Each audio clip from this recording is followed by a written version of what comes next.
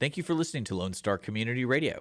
This program was broadcasted and recorded live from the LSCR studios in downtown Conroe, Texas.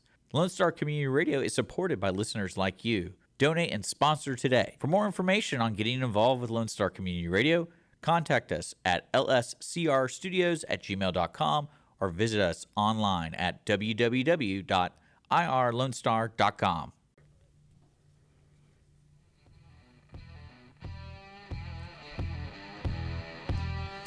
Thank you for taking time today to cruise in for Car Club Talk with Robert and Randy. And welcome to our home in the Lone Star Community Radio studios, housed here in Conroe Tower and the county where the official flag of the Lone Star State was born. I'm Randy Weldon, along with Robert Helmer, and sequestered back in the safe room / sound booth as our sound engineer and producer, Dick Schischler. We are broadcasting for Lone Star Community Radio on 104.5 and 106.1 FM and streaming worldwide on irlonestar.com, YouTube, and Facebook.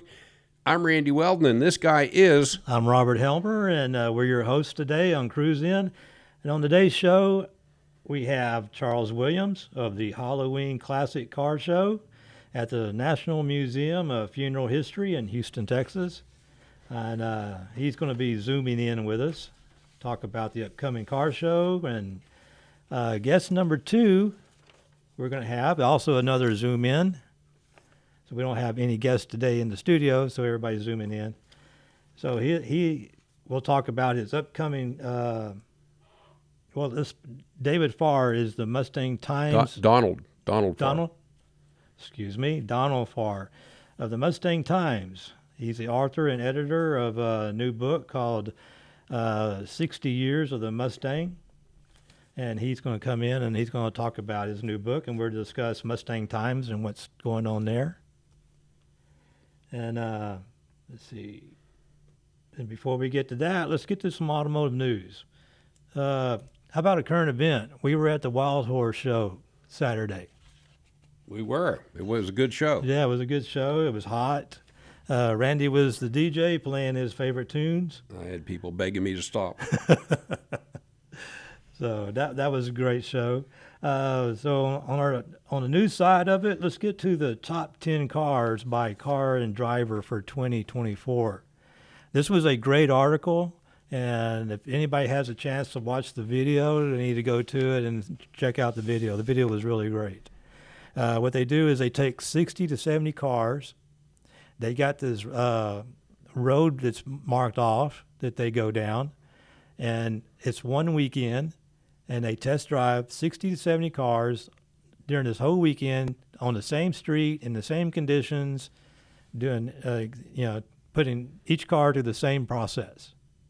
And it's they're judging this 1 through 100. I don't know exactly how all they score on, but they came up with their top 10.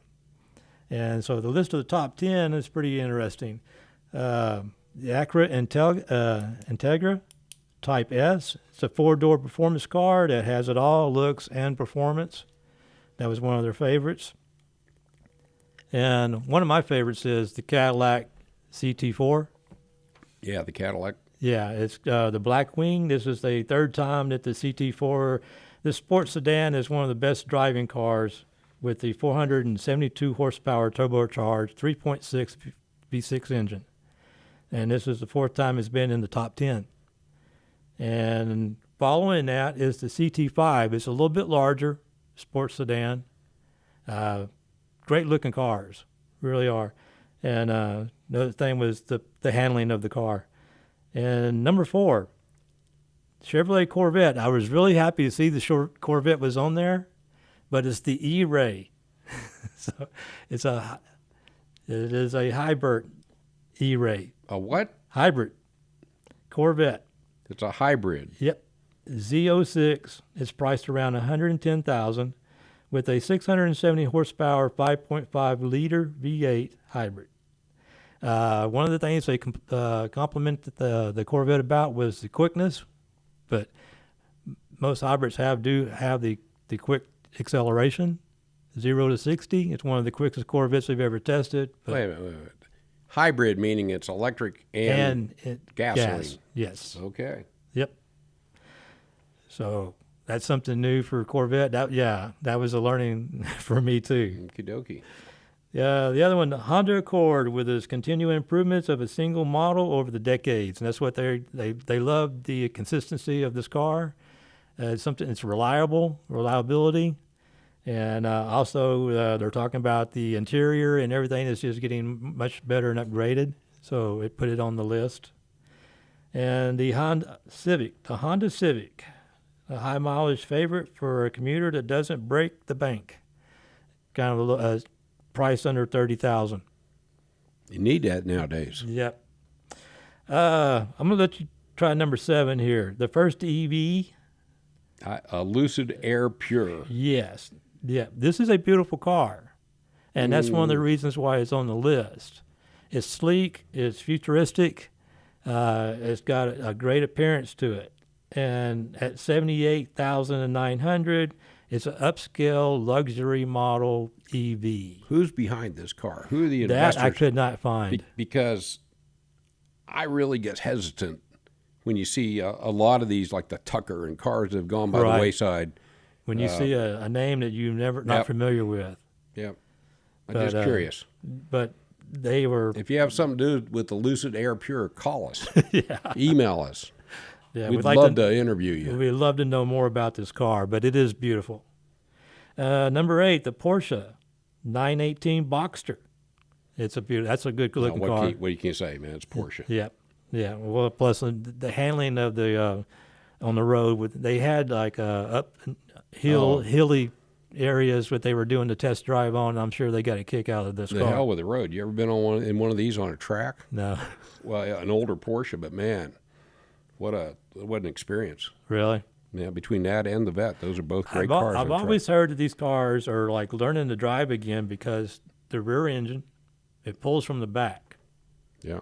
So it's kind of like if you're not used to the car, the back wheel's trying to come to the front, it's like learning how to drive again. It's an experience. I've only done a ride along, but it's an experience. Yeah. And number 9, we got 2 cars they look the same, but they're badged differently. One of them is badged by Subaru, the BRZ, and the Toyota is the GR86. Like I said, they both look identical, but they're just badged, and they're great performance cars at a lower cost. The Toyota. Whoa, wait a minute.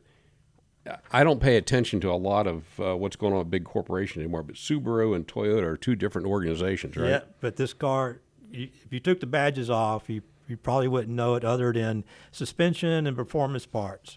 There's some sort of back of the house collaboration going on that we're Evidently not aware there of. is, yes. Okay. Yeah. The Toyota is the cheaper of the 2. So, and they are gassed engines, yes. Yeah, number 10. Okay, this might be a shocker. The Toyota Prius. Okay. Okay. So, yes, I said the Prius. It has been redesigned. It's all-wheel drive now. It's a 196 horsepower engine. They sleeked the back windshield really. The angle is really way back there. They call it the Lamborghini windshield angle. Toyota is aimed right at the hearts of the Subaru owners, starting price at $30,000, and it's a hybrid also. What can you say? The Prius has been out there for a long, long time. Right. A lot of followers. Yeah, but it was like the car that everybody made jokes about, and now here it is on the top 10 car and drivers top 10 list. Well, we've evolved a bit. I mean, and like I continue to insist, electric's coming. Yeah. It's not going away. So, all right, man. And on the other side of the events news, what do we have here? We have upcoming car shows. October the 5th, the Mustang Club of Houston will have their open car show at Planet Ford. That is in Spring, Texas, and you can register that on carshowfun.com. And on October 6th, are you going to be there at the TWCC? I'm sure I'll be there This October Sunday? 6th. Yeah. Coming Sunday. Leave town for Savannah a couple days after that. Okay. So you can come October 6th at the Woodlands Market Street and see us at TWCC for cars and coffee. And also, if you're in the North Side Club, don't forget we have the Breakfast Club at 8 o'clock at La Madeleine's We all go to breakfast. Well, we don't all go, but Robert goes. Yeah, Robert makes a habit of it. I stay now. there, collect the money. Yeah, and they really appreciate your efforts. Okay, and then how about some cruise-ins? We got Friday night at Valley Ranch in Kroger's parking lot, and that is in New Caney, out there at 99 and 59. That's always been a good one. It's been going on for a while. And I got a couple of new ones here. Car meet and greet at the Home Depot on West Lake Houston Parkway. And I'm thinking this is in the Atascocita and the Kingwood area. I haven't been to this one yet. And it's, like I said, it's new to me on the list. So It's Lake Houston Parkway, so it's got to be over that way. Yeah, it's got to be over there. I just don't know what side of 1960 it's on. And then Saturday, cruise in at the Home Depot at 6119 FM 1488, and that is in Magnolia. And I haven't been to that one either. That's over there by Verlin's house, isn't it? It's over by Vernon's house, yeah. Yeah. And then Saturday cruise in at the Kroger Marketplace, 341 South Loop, 336. And that is hosted by the Conroe Cruisers, and I have been to that one. It's a nice little area. It's right off to the wooded part by the Kroger, in the Kroger's parking lot. So they got shade. Yes, they do have shade. Shade's important. Yep. And then the last one on the list right now is Brookshire Brothers, and that is in Montgomery, Texas, and that is hosted by the 105 Cruisers. You can go by there and tell them hi. That's another. Both those events, those last two events, are really nice, laid-back events. Yes, they are. So. Yep. All right, you got anything else over there? Let's see what we else. Nope, that's it. I know I dropped a sheet on you. Do you have that one on the Silsby? I know it's Silsby. It's a little bit down the road. Yeah, down there in the back, I got it. But these guys, they have the Friday night meet and greet, and then on Saturday they have the car show. Okay, so this is Cruise in Silsby. And what is the name of the group that's hosting this? It's something like the Fifth Street Cruisers or something like that. Yeah, it's not here. I don't see it, but It's something like that. I did see their T-shirts at the Wild Horse Car Show. Yep. And so Yep. we want to give a shout out to them. The cooler thing about this is on Saturday after the car show, they line up all the cars and they cruise through downtown Silsby, and all the people come out and they line up the chairs and stuff down the, and I guess they get quite a crowd over there. I was cruising in downtown Silsby I didn't want to, but my GPS couldn't find the Ford dealership. So it took me through downtown Silsby. I've still never been through downtown Silsby. So. Well, there's not a whole lot to see. And then another one here, this is Visit Lake Charles, and what is it? That's in Sulphur, Louisiana, man. City of Sulphur. And this is a car show that's free, no entry fee. Yeah, no, the car show's free. I talked to the gentleman by name, I believe it's Tim Lee. It might be Tim Little, I'm sorry, but he came up and he brought this over to my attention. It's in Sulphur, Louisiana, downtown Sulphur. The car show's free. The food's free. Just show up and have a great time. Bring your family out with you. It's in a place called the Heritage Square. Classic cars, trucks, hot rods, motorcycles, and lowriders, and 4x4. Anything you got on four wheels or two wheels, you can go. Yeah, we're car people, man. There's nothing to climb in a car and drive a couple hours to go to an event. So I've seen, I've driven to Dallas for it before. Yeah, well, we were just talking about, the poll we had. How far do you drive to a car show? And people are just driving all over the place. Yeah, I've driven over 1,000 miles. Yeah. So. And you go go to Louisiana and have some Cajun food at the same time. That's right. At no charge. You get the food for free. So if you don't have anything else, I think maybe we should give the station a little bit of some recognition, or at least another show, some recognition. This is Cruisin Car Club Talk on Lone Star 104.5 and 106.1 FM. Or for those of you who may have wandered outside our listening area, we can be streamed around the globe on irlonestar.com, YouTube, and Facebook. And we'll be right back.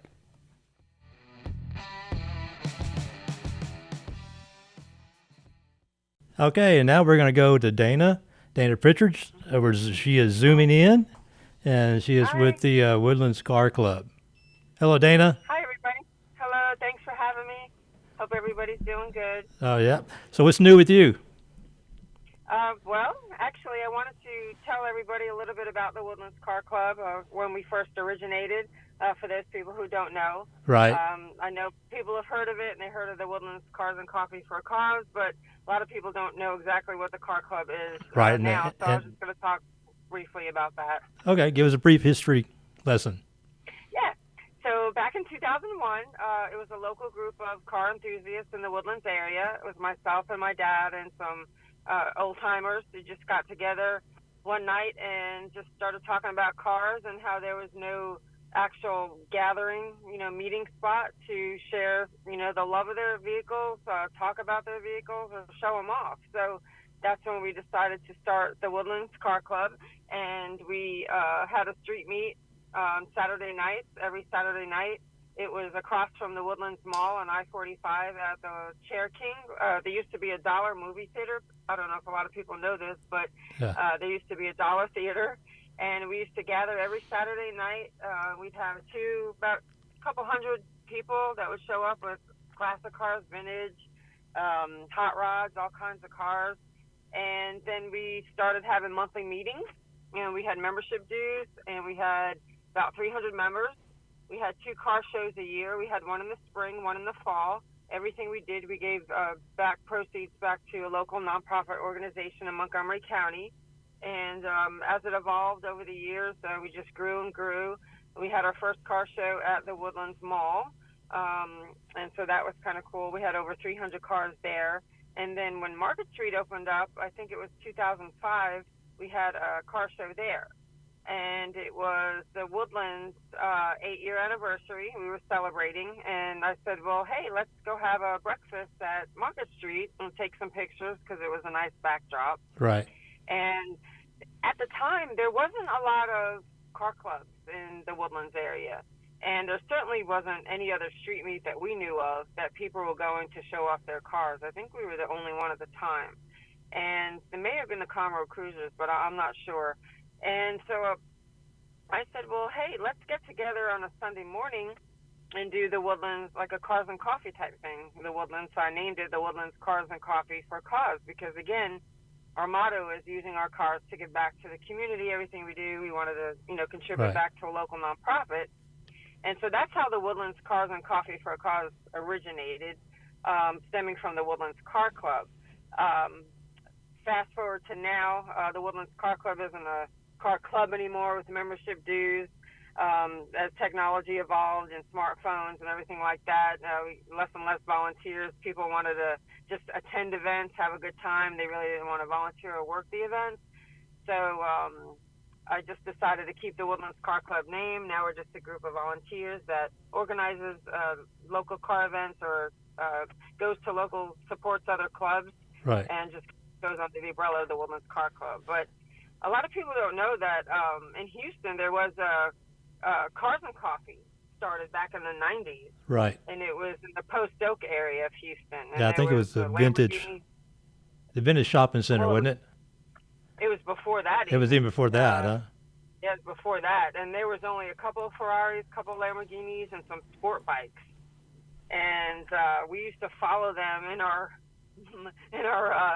Fox Body 90s Mustang. Couldn't keep up with any of them, of course. But that was when we got the first taste of, wow, this is really cool, a cool morning event where it just brings like-minded people together. And then, fast forward to 2001, the Woodlands Car Club, and then 2009 with the actual Woodlands Cars and Coffee.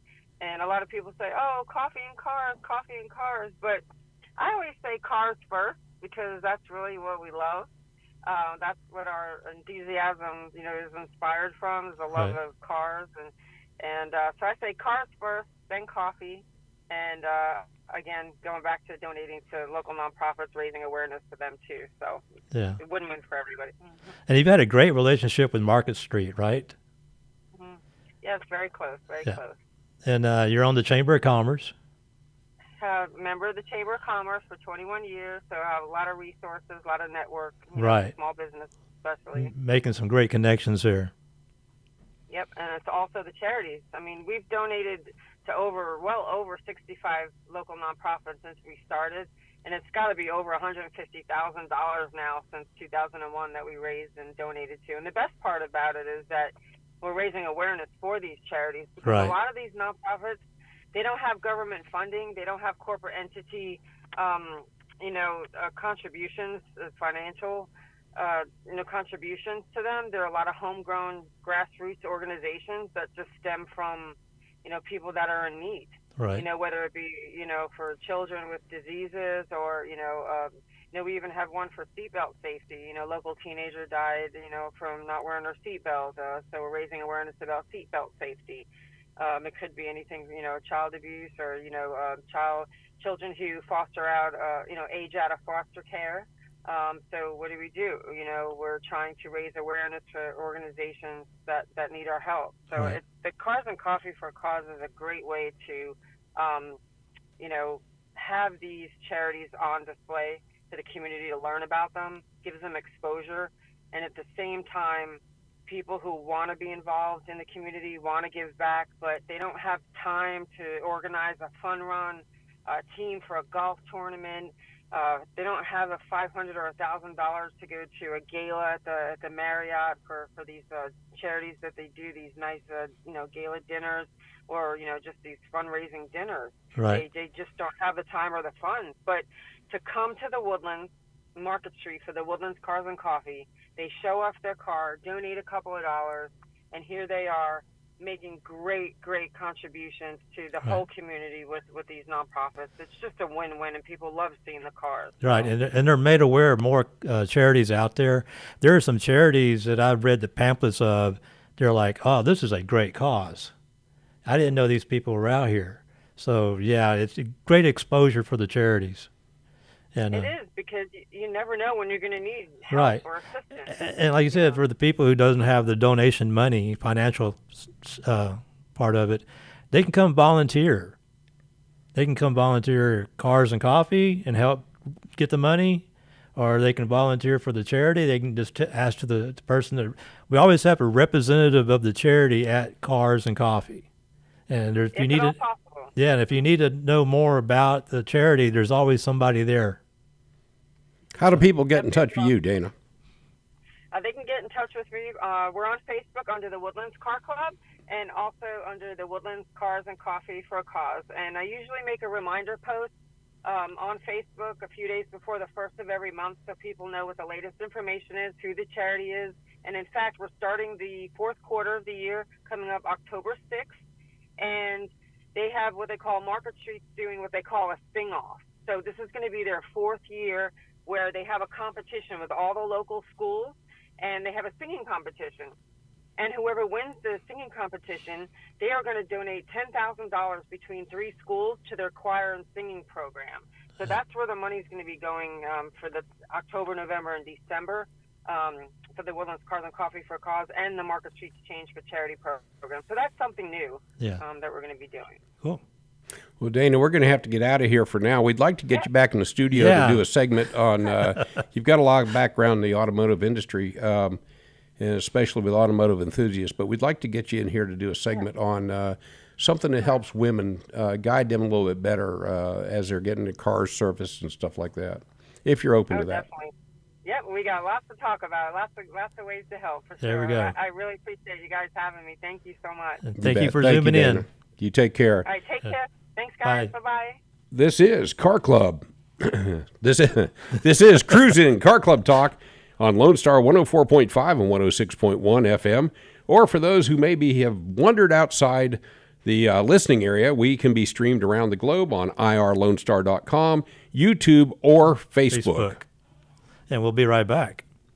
Car enthusiasts of Conroe, FM 104.5 and 106.1 Lone Star Community Radio invites you to shift into gear every Monday from 1 to 2 with Cruisin' Car Club Talk with Robert and Randy for news on all things automotive in the greater Houston-Conroe area. Can't make a live show? We've got you covered. You can find all of our uncut content, including full episodes on Spotify, iTunes, Play Store, YouTube, Facebook, and irlonestar.com.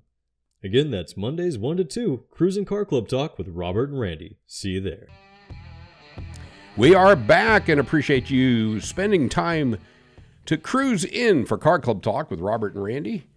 And our guest today is Charles Williams of the Halloween Classic Car Show. And that's going to be at the National Museum of Funeral History in Houston, Texas. Hello, Charles. Hello, everybody. Thank you for joining in and zooming in with us. Can you tell us a little bit? First, I wanted to ask you was, how long have you been doing this show? This is our 16th year. Okay. Prior to that, we used to do show and races. The car club began in '83, and so they've been in for 41 years. They did shows and races, but it just got too costly, and so we decided to do an open car show. So this is the main thing that you do all year? This is your main event? Yes. Okay. Yes, this is our main moneymaker. Okay. It's for charities. What's the name of the car club? It's the Houston Mopar Connection Club. All right. Yeah. So you run. Yes, you we're were still around. you were running Mopars back in the day. Yeah. Oh yes, the mighty Mopars hit that track. Yes, It sir. was an all race, bracket race, and everything. Well, you got any more shelf space for trophies? Holy crap! Well, maybe just a little bit more around here. Well, I've known Charles. I've been showing since 1980, Right, 1999. So Yeah, I was going to say I've known Charles for a long time. I've seen him at many car shows. How did you get connected with the funeral museum? well, we were looking for a place to have a car show, and I remember DJ the JD or JD the DJ had a Cruisin Time magazine years ago, and he was going to have a show there, but it rained out. And I said, let me look into that avenue. Went over to Tara and talked to Miss Genevieve, and at first it was like, I don't think so. No car show. And after I kind of told him what the money was going to go to charities, she goes, okay, we'll try it 1 year. Well, this is our 16th year now. Wow. Right. Fantastic. So it must have been how many cars did you have the first year? First year we had like 50 cars. It was slow. It's just That's like still pretty everybody good. else. Still pretty good. Our highest was 215, and that was tough. Yeah. I'll bet that was tough to fit them all in there. Well, that you have to judge them. Oh yeah, there's that too. And how many members? How many members do you have in the Houston Mopar Connection Club? We have about 65 members. They're scattered throughout the United States. Okay. And How are you judging these cars? Well, actually, biggest thing is if the car is clean. Amazing how there's a lot of these cars out there, they're just not clean. But it's a 100-point judging.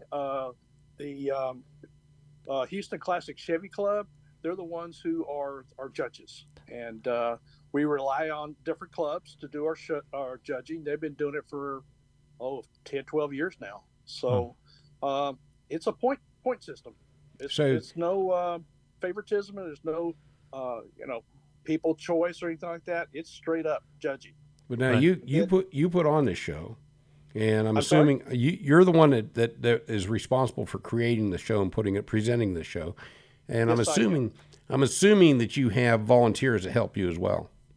Oh yes, I have many volunteers with the Houston Mopar Club and different people.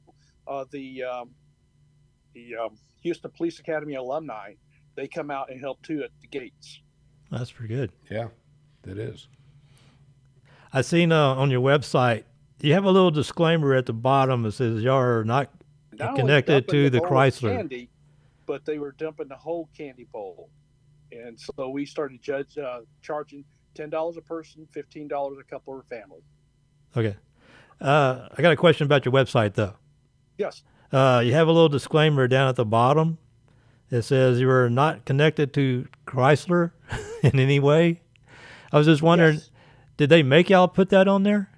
We had some people in the past say, hey, we need to be careful, this, that, and this other. And that way we're not really exactly, from them. I think a lot of other clubs do the same thing. Oh, okay. All right. Yeah, so back up to this candy thing. Yeah. So what happened? Somebody dumped a bowl of candy? These little darlings were coming over to the show, not only just taking all the candy, but they were stealing the bowl. Oh my And- God. Yeah. These are just spectators. Yes, from the apartments next door. Okay, all right. Yeah, it happens. They're kids, what do you say? They had a plan. Oh, they did. They did. So when you start charging $10, well, they'll go get the good stuff. Yeah, they will. Yeah. And I'm sure. Also have the Harris County Sheriff's Department reserves. I usually have about 10 deputies in the parking lot. That'd scare them off, huh? Well, yeah, you would think, but they were just running like crazy. Yeah. So the idea is you dress your car up, right? Right. And you costume yourself up, and you come out and take part in the show. Yes. I mean, you don't have to dress up, and you don't have to dress up your car, but it's a lot of fun. Right. We got a guy with a Porsche 911, and he dresses that thing up.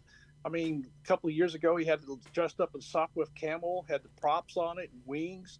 He's had rockets on it. He made a sailboat out, or a pirate ship out of it. So he's done a lot. Yeah. He's really good. And I'm sure you know our friend Jason Jenkins with the green Mustang. Yes. I'm sure he goes out, does a pretty good job too. Yes. Because he does a lot even at a regular show. Well, you got to have fun. I mean, life is so short. You just have to have fun. Yeah. Tell us a little bit about the museum itself. Because every time your shows come up, I've been out of town or I've been somewhere I couldn't take part in it. But well, that's why we moved it up 3 weeks. So that way you get a chance to come. Yep, and that'll help, actually. That'll help this time. But the museum itself, what's it about? Okay, the National Museum of Funeral History was opened about 25 years ago. And what they do is they show all the different kinds of way a person can go on to the better life of being taken care of. Obviously you can be buried, you can be cremated, your ashes can be shot up in a rocket into space, to be turned into jewelry. The different kind of caskets that were made over the years, the different kinds, especially the ones that were Ugandhi down in those islands, they make some beautiful caskets down there. There's some horse-drawn hearses in there. They've got a Cadillac hearse that Reagan and Ford was transported in. They got a Rolls-Royce hearse in there. A Rolls-Royce hearse. Yes. Yeah. It was like in the 40s. It's got the Spark Advance on it. Back then there was no thermostat, so what they had was louvers from the radiators. So when the engine warmed up, you open the louvers so air can come in. Oh, I've got to go see that. Engine crank. I mean, crank in the front. It's gorgeous. It needs help. I mean, I wish that one time we made that because she's original. Yeah, well, it's always good to keep them original, but every now and then they need a little tender loving care, right? Yeah. Yes. Yeah. Got a lot of horse-drawn hearses in there. They've got a tribute to the Pope in there. They have military type funerals in there, how they pass under the guard at the cemeteries. They got a tribute to presidents. It's really a unique place. Thanks for the memories. Bing Crosby, Bob Hope, and the people that touched our lives. Yeah. They made a really nice display for them. Yeah. So on your car show, what are your awards that you're giving out? Well, every year we have a different theme. This year is going to be pirates and zombies. Pirates so and you zombies. can be either one or a pirate zombie. It doesn't matter. But we have like best decorated. We have best of show. We have second best of show. You always have the second nicest car out there, but they don't get that great recognition. We have a second best of show. That's a lot of interesting. shows don't have the truck. Very seldom ever wins a best of show. That doesn't mean that they're not that good, but we have the best of show truck. And because it's a classic show, we have a best of show modern car. I mean, it's a very tall trophy and everything like that. We have the deputies. Will they have their choice? The museum have their choice. Our car club has their choice. We have the WFMC award, which was Woody's Mopar Club. We won't go with that other word, but he was a character. And then we got Ward City Mopar. That was another very good friend of ours that we lost, and we have that award. So we have 55 classes in this car show. Right. Wow, 55. It's a lot of classes. That's a lot of classes. How many cars you expecting out this year? Well, between 120, 160. I mean, just you never know. It's just like rain. You never know how much you're going to get. Yeah. You still that's still a lot to judge. Are you using are you just judging on paper, or are you using anything like carshowfund.com? Carshowfund.com is a very nice program. You just can't see your phone out there. It was just too much of a nightmare trying to see. And a lot of our judges still have flip phones. Yeah, okay. It's like Robert over here. He's got a flip phone. No, Yeah, we got a regular. It's updated, but it's not as new. Yeah, but when the zombie apocalypse hit, those flip phones will be working. The other ones won't. That's right. Or those with the wired line, the hard line. There you go. In your name, you got classic car show, but you're accepting all the models, right? Anything. Anything. 1890 to 2025. There'll be some brand new cars there. Anything that will move on its own. Or we had a horse-drawn hearse, a white one. It was probably the last one made was probably 1890 or like 1920 or so. It had a 426 Hemi in it. Now it wouldn't run, but if you ever started it up, it'd probably fall down to the ground. But one of the better things about our show is at the time we give out the awards, it's inside. We have a auditorium, big screen, and we have a person that goes around and takes a picture of each car. So, you go to a car show and you say, hey, entry number 22 to John Meza. He's got a 1967 Camaro. You have no idea who that is. No, up on the screen is the car. And a lot of times it's just as big as the car or even bigger. Yeah. And it's just everybody knows the car then, and it's really a lot of fun. I thought you get to go inside and actually attend a funeral or something. Yeah, well, our first year we had all the trophies in a coffin. Okay. Yeah, that was kind of cool. And they said, that's nice. Don't do that again. Yeah, don't do that again. That's right. That's got to be nice doing it on the inside, though. We did a show over the weekend over in Beaumont that was outside. I'm going to tell you what, the heat and humidity was just brutal out there. Yes. It's getting harder and harder in the years. So many people have these shows during the summertime. It's like only new cars can go there, or ones with really good AC. Right. Well, I'll tell you what, the first show I ever put on or headed up was done on July 22nd. Ooh. And we didn't have any air conditioning. We had one tree with shade, and we had somebody brought out these 4 porta potties that were air conditioned. And there was a line for people to get in those porta potties. So I learned my lesson. Couldn't get them out of there, huh? Couldn't get them out of there. Yes. Okay. Yeah, one of my first shows was at the Houston Police Department Academy, and it was like June 15th or something like that. Oh my God, it was so hot. We had a couple of people heat exhaustion out there. Oh yeah. Well, at the academy, you got a lot of concrete and asphalt too. Yeah. Yes. Yeah, and also at the Wild Horse when I pointed it out to Randy, I said nobody is out there walking around. Everybody is sitting in a chair on the sideline somewhere. There was no activity in the actual car show. So yeah. Yeah. Of course, one year, our 7th year or so, it was raining out that weekend. The rain week, the second week that we had for it was rained out, and Easter, 1 week before Easter, we called it the Easter Ween, and it was Easter Ween. Starting to get warm that year. Oh yeah, it was wonderful. Yeah, I see the kids dressed up in Halloween costumes out there picking up Easter eggs. I'll bet they loved it. I'll bet they absolutely loved it. They wanted me to do that show every year. I go, no. One's enough, right? Yes, it takes me 6-7 months just to get it rolling, and 2 months to recuperate. Oh right. Yeah. After the show is always tough. You don't just bounce back from that. But you at least now have a lot more free time. You're retired. Yes. And after 40 years. At 40 years on the Houston Police Force, right? Yes, sir. Yes, sir. Well, thank you for your service on that. I think when you get retired, you find a lot to occupy your time with. Yeah, you're busier when you're retired than when you were working. Yep. Yep, you are. It fills your time up pretty quick, doesn't it? You always find something to do, right? Yeah, I got a 67 Charger out there that I'm putting the front end on. And, it's just, little things here. They want to break. Let's break when it's hot. Yeah. Okay. Of course, yeah, that's when it breaks. When are we going to see that 67 Charger? Hopefully next year, because I'm not going to have it finished this year. What are you bringing out to the show this year?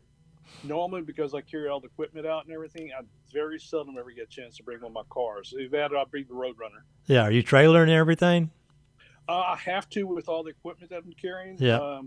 There was room inside the museum for me to park inside, and day of show I just drive it out. That's why I had the Willys. That'd be great. 53 Willys. Yeah. And but there's just no room. They're socked in. Yeah. They got so many vehicles in there, and they keep adding onto it to the museum. They really need to buy a bigger place. Yeah, that's I'm sure funding and for all that's a little difficult to get. Yes. Just like with everybody else nowadays. So. But they're still able to bring in. They had one of George Barris' Batmobiles there. That would be cool to see. What number do you know? Was it number one or number two? One. The first one got sold. It wasn't the second one. It was one after he sold it. He built up one more. Oh, okay. He passed away.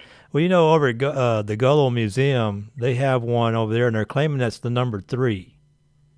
It probably is. That's supposed what Tony Gullo said was that was one of the better built ones. I sure hope somebody was able to take over that museum and they don't just sell everything. Well, that's what the plan is. I'm hearing is that they're going to sell it.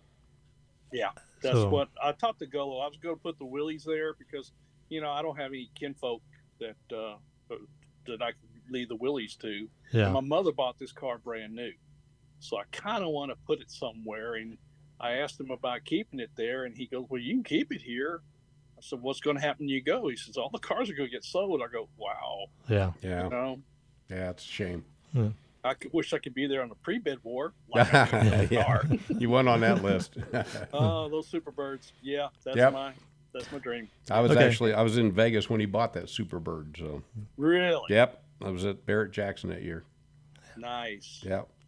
Hey, Charles, we're going to have to run here pretty soon. What is the how do people find the car show? Okay, you can pre-register by going to Houston Mopar Connection Club and follow things on there. You can register online, pre-register. If you pre-register, you get a shirt, a dash plaque, ticket to the museum, and save $5. That's great. Come at the day of the show up until 11 o'clock. You can register there. So it's 415 Barron Springs, the National Museum of Funeral History. We'll be there all day. Okay. And what's the website for that? Houston Mopar Connection Club. HoustonMoparConnectionClub.com. Yes. Right? Is there it's one of them. Once you start typing it in, it'll be on there. Is there an email address or a cell phone number? Yes. Email HalloweenCarShow@yahoo.com. And of course, you can always reach me on my bat phone, 281-804-0355. All right, Charles. Thank you, Charles, for taking time to Zoom in, and we really appreciate you. Thank you so much for having me. Yes, sir. Look forward to seeing you at the show. Take care. All right. Thanks, Charles. You have a good one. This is Cruisin' Car Club Talk on Lone Star 104.5, 106.1 FM. Or for those Globetrotters out there, we can be streamed anywhere on Earth at irlonestar.com, on Facebook, or on YouTube. Yep. I'm Randy Weldon. And I'm Robert Helmer, and we'll be right back.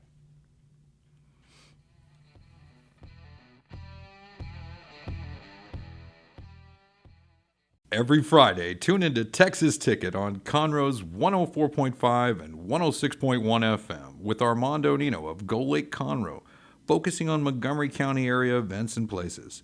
Get a feel of the Texas spirit at the event, paired with guest and vendor interviews, event coverage, and ticket giveaways, and so much more. Join us Fridays and punch your Texas ticket. For more information on the show, visit irlonestar.com/Texas ticket. Welcome back. Our guest this segment is Donald Farr, of the editor of the Mustang Times. Robert, go ahead. Hello, Donald. Can you tell us about your new book, 60 Years of Mustang? Yes. I've got that book right here. You were one of the first to get one, Randy. Yes, sir, and I appreciate you guys sending that thing down here. I'm amazed at how broken down you've got it by generation. Yeah, that was. It's always a good way to do it. To keep things in perspective. So, yeah. What? This isn't your first book. This is just your most recent book. That is correct. I was.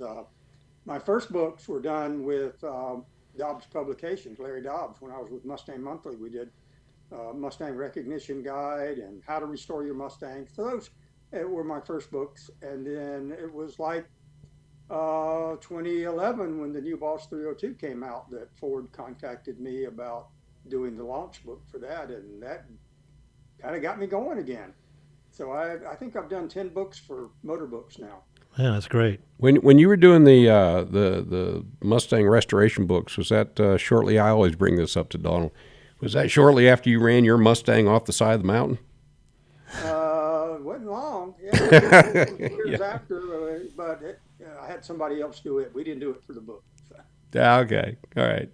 Just curious. I figured it had to come in there somewhere. So, tell us a little bit about this book. It's this is licensed by Ford. Yes. And so, from what I understand, there's a lot of pictures out of Ford archives. Yeah, there's a lot. Some I already had, and I'll tell a little bit of story about how the book came about. I did the 50th anniversary. Very honored to do the 50th anniversary of the Mustang for Ford, 10 years ago, obviously, and. Motorbooks approached me again, and hoping for Ford's blessing to do a 60th anniversary book. And I didn't really want to rewrite a history book again. So at first I didn't think I was going to do it. And then I started thinking about these amazing stories that I have written about or have been in sometimes I was involved with them in a very small way. I thought about the idea of redoing these stories that I had done for magazine articles and putting them all in a book and putting them all in one place. And maybe I was also a little lazy because I knew I already had the information, I already had the photos. Yes. So that's what I was going back to. I had a lot of the photos already, but the archives did help me out with some additional photos. They've dug pretty deep these days, so they've come up with most of the old historic photos. But then you've also got some commissioned photography in here as well. Yeah, I got my buddy Jerry Heasley and Al Rogers, and so those guys. I can't say enough about Jerry. Jerry and I have worked together since the early 1980s, and anytime I need photos, he comes to my rescue, and anytime he needs information or photos from me, I come to his rescue. So, yeah, that's the way it works. Mustang people always there to help each other, aren't they? Yeah, Mustang people are great, and I couldn't have done this book. I couldn't do Mustang Times for the Mustang Club of America without Mustang people. Yep, no, that part's true. I mean, you got to have those folks. What is the when I start looking at the breakdown of these, like first generation, you've got everything in here from Gail Halderman's sketch to the original clay molding of the car. You've got it all broken down like this. You go into the second generation, you've got Cobra 2. How detailed is this? You get 256 pages, 250 photos. How broken down is this book in detail? Well, really, I mean, when you think about 60 years of Mustangs, can't get too detailed when you're trying to do something on all of them. So, but I'm just trying to tell some of the stories that were related to the cars. For example, Gail Haldeman, and I wrote these more as stories as opposed to like when I normally write a magazine article. I'm thinking of it as a story that will be interesting for people to read. And, like I'm sure a lot of people could relate to Gail Haldeman getting an assignment from his boss to have ready the next day, which was to come up with some sketches of a new sporty car for Ford. And he was busy at work. He was working on the 65 Galaxy. And so this wasn't even really in his wheelhouse, but he was assigned it, and he went home, and late that night, while his family was asleep, he was sketching these drawings of what he thought a sporty car should look like, and that's the one they selected. And it very much became the 65 Mustang. And where did he get his inspiration for the sketches? It's interesting that it seems to have come from like the 50s Lincoln Continentals, that long hood, that short trunk, and the formal roof line. Maybe he had heard that's what Lee Iacocca liked too, because Lee Iacocca has said that he really liked that Edsel look. I'm sorry, not Edsel, Lincoln look. Lincoln look. Continental. Yeah. Yeah. I think we had a meeting once at Halderman's Museum out there, and you were there, I believe, were you not? I probably was at that one. I think you were. Yeah. So you had that direct connection with Gail, but you've also had it with the Ford family. You've been around Mustangs for a long, long time, and so. So how did you get into Mustangs? So where's the beginning at? I would have to go back to, I was always a car guy from very little. I enjoyed looking at cars, and growing up in the 60s was a great time to grow up liking cars. I remember I liked the 66 Dodge Charger and the Tornado, hidden headlights and fastbacks. Right. Then my grandparents bought a 66 Mustang GT, and they live right across the highway from my parents' house.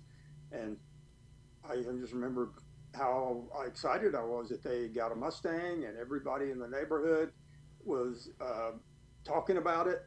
Oh, Mr. Guy got a Mustang. Yeah. And he was a farmer. And he was they were in their 60s. So having that reinforced that Mustang was a cool car. Right. That was actually my first car, 67 Coupe Mustang, high school year. And I also got introduced, I didn't know who Carl Shelby was or what a Shelby was. Yeah. And once I found out, you could go, we had a large salvage yard by our house, and they had a couple in there. And I took the chrome dash and everything, and I was putting the parts on my coupe. So that was my introduction into the Mustang. Yeah, well, I think a lot of us got introduced to Mustangs when we bought one, and then we went to the salvage yards for parts. Right. Yeah, I had to work on mine every weekend to get to school the next week. Yeah. That's how bad mine was. But I had originally a 64 and a half I bought for $400. You remember the little trifold things they used to use, put a quarter in it every week in school, and then you had $25 and they bought a savings bond. Yeah, I had 4 of those, so I bought my first Mustang with that. Cashed them in. We didn't have that. We didn't have those in Lockhart, South Carolina. But we had them up north. I'm originally from up north, and Okay. transplant they haven't gotten me to leave yet, But now you where are you based now? You're based in Florida? In Lakeland, Florida. We're sitting here hearing the news about a hurricane. So Oh, I forgot about that. Guys, this time Where is it supposed to come in? up in the Bend area, right? Is what they're saying. But Tampa is in the cone, as they say. Yeah, well, I don't know about you, but I'm good without a hurricane for the rest of the year. I was hoping we were going to escape. Yeah. Maybe Yeah, well, maybe you will. Hopefully you will. Hopefully it hits somewhere else. Go ahead. Are you still with Mustang Times? I am still doing Mustang Times. I'm really, really fortunate that I landed there. I'm having a great time going to national shows and getting to know everybody, and the stories that the members send me are Right. just great. Yeah. If you just listen to the stories that the members give you, you could write books forever, right? Because I know there's a lot of stories out there, of Mustangs and their first Mustang or whatever. Well, I guess this goes a little deeper into the significance of the stories, how they were somehow related to the formation of a model or Right. or race win or something like that. And even at that, it was, I think, I still today, I think of something and say, man, I wish I could have included that in the book. But, Right. There's only 60 stories I could tell. Yeah, yeah. You've got some pretty cool ones in here. I mean, I look at things like the Georgia Shaker, and a lot of people outside the Southeast won't know who that is, but I know who that is. And, Well, it was a famous car because it was on the cover of Superstock and Drag Illustrated. Yeah. In '69. So, people that like drag racing will certainly recognize it. They will certainly recognize it. Yeah. I don't think there's ever been any other model, any other car that's been well documented as the Mustang. Maybe Corvette, but Yeah. I wouldn't know. Yeah. So, Donald, this book's not shipping yet, but people can pre-order it, right? Yes, it's available at Amazon, and it will be on my website. If somebody wants a signed copy, it will be on my website, www.donaldfarr.com. Very easy. It'll be there fairly soon. They're working on it right now, and I just an hour ago I got my first shipment of books, so I've got a book in hand right now, and I will also have copies at the MCA National in Savannah. So that's good. Good. You'll be in Savannah. If I bring my copy, can I get it autographed? I'll be glad to. All right, because I'm going to take that from you. Okay. I've got other books of yours that are autographed. What all do you looking for to accomplish with this book? And I'm assuming Ford had some input as to what they were trying to get the overall of this as well. No, they didn't. They approved everything, and I'm glad they did. But they didn't. I just kind of sat down one day and said, "Well, I need 60 stories that." And I'll go back to over the years and over the recent years, especially. I guess I would think about some of these stories that I know about or have worked with the car owners or the people or the Ford employees who were involved and interviewed them. And so I think about these great stories like the 1965 World's Fair Mustang that Dr. John Mansell had in his barn for 30 years and finally brought it out. And even, well, like you said, the lawman, and more recently when somebody discovered they had the only 71 Boss 302 ever made, and it survived and restored by Bob Perkins, the technical advisor for the MCA. So,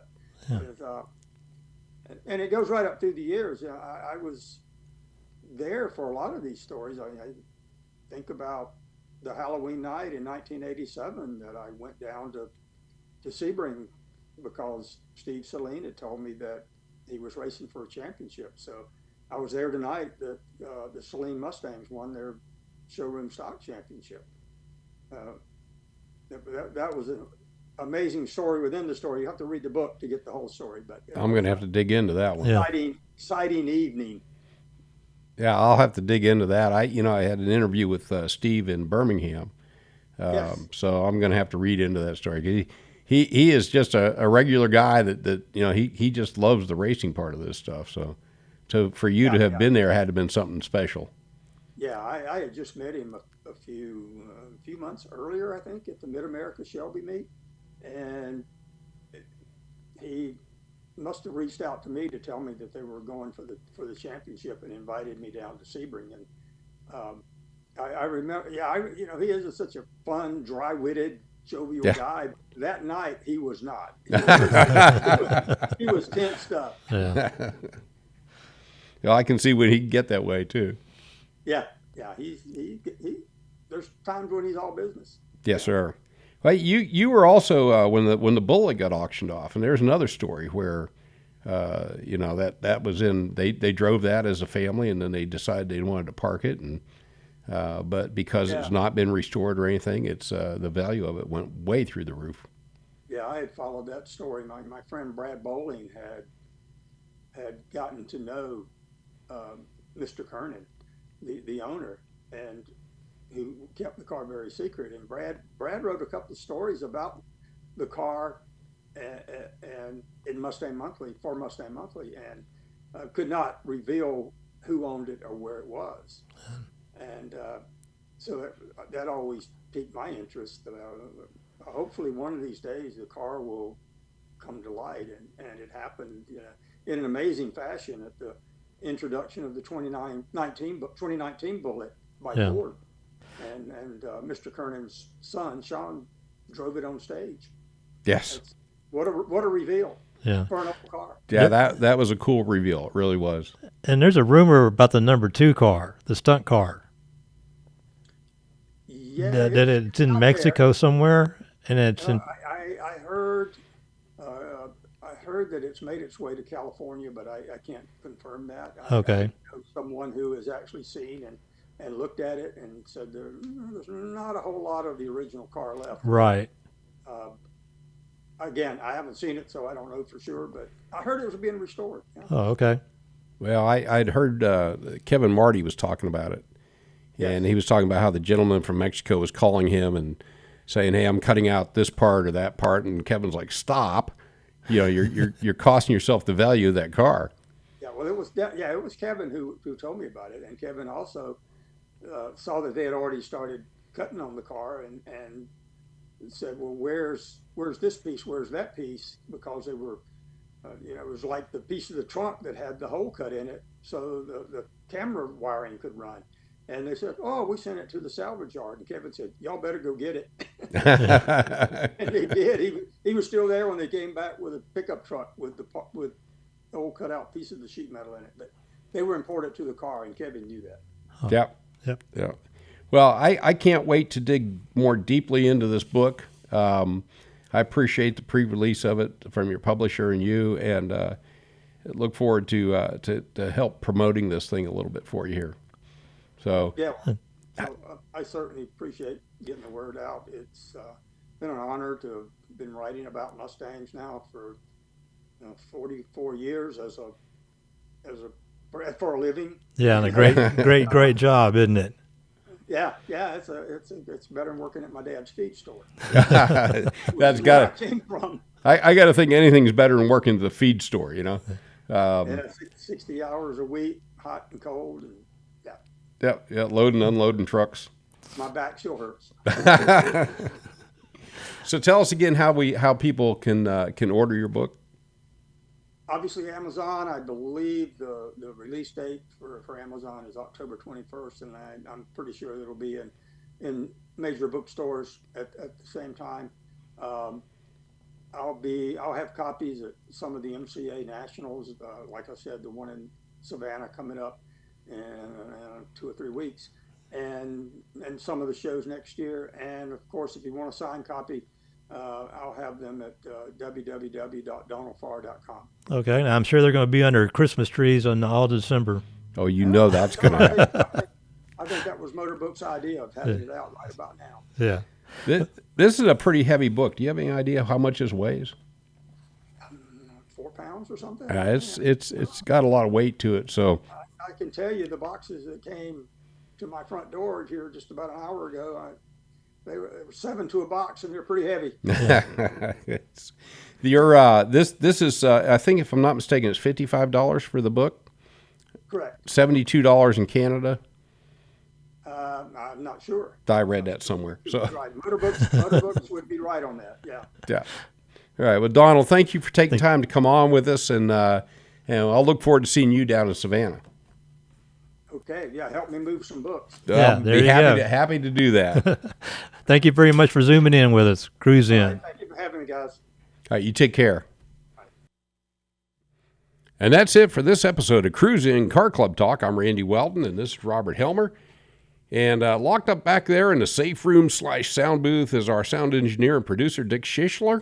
We are broadcasting from the studios of Lone Star Community Radio at 104.5 and 106.1 FM and streaming worldwide on irlonestar.com, Facebook, and on YouTube.